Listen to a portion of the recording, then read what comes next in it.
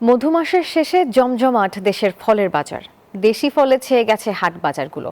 দাম নিয়ে বাজারে যদিও দেখা গেছে মিশ্র প্রতিক্রিয়া। ব্যবসায়ীদের অভিযোগ রয়েছে, বিভিন্ন সড়কে দীর্ঘ যানজট ও পণ্য পরিবহনে ভোগান্তির কারণে অনেক ফল নষ্ট হয়ে যাচ্ছে, আর এতে আর্থিক ক্ষতির মুখে রয়েছেন তারা। প্রতিনিধিদের পাঠানো তথ্য ছবি নিয়ে ডেস্ক রিপোর্ট।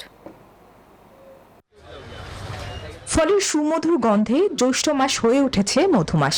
রসালো ফলের মিষ্টি গন্ধে মোহমোহ করছে দেশের বাজার। সিলেটের হাট বাজারে বিভিন্ন অঞ্চল থেকে আসছে নানা ধরনের ফল। নগরের প্রধান পাইকারি ফলের আড়তে আম, লিচু, কাঁঠাল ও আনারসের ব্যাপক সমারোহ। মৌসুমী ফলের সরবরাহ বাড়ায় গত সপ্তাহের তুলনায় ফলের দাম কিছুটা কমেছে। ফলের বাজার মোটামুটি ভালো হয়েছে। আমি রূপালী আম লইছি 40 টাকা করে। তবে ব্যবসায়ীদের অভিযোগ, বিভিন্ন সড়কে দীর্ঘ যানজট ও পণ্য পরিবহনে ভোগান্তির কারণে অনেক ফল নষ্ট হয়ে যাচ্ছে। এতে আর্থিক ক্ষতির মুখে পড়ছেন তারা।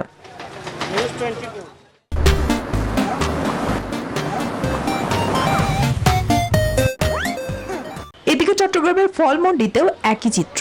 হিমসাগর আম বিক্রি হচ্ছে 40 থেকে 55 টাকা, লিচু বিক্রি হচ্ছে 300 থেকে 400 টাকা, এমনকি 120 থেকে 300 টাকায় বিক্রি হচ্ছে কাঁঠাল। তবে বিদেশি ফলের দাম বেশি হওয়ায় হতাশ ক্রেতারা। তবে আড়তদাররা বলছেন, আমদানি খরচ বাড়ায় কমেছে দাম।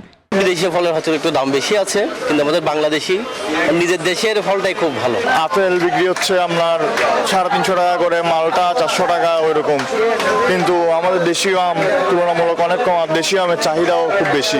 ম্যান্ডারিং আজকে দাম কম আছে। ম্যান্ডারিং আমরা বিক্রি করতেছি 1850, মালটা 3550। আপেল আছে, বিভিন্ন ধরনের আপেল আছে। সরবরাহ ভালো থাকায় গত বছরের তুলনায় এবার ফলের দাম অনেকটাই কম, বলছেন পাইকারি ব্যবসায়ীরা।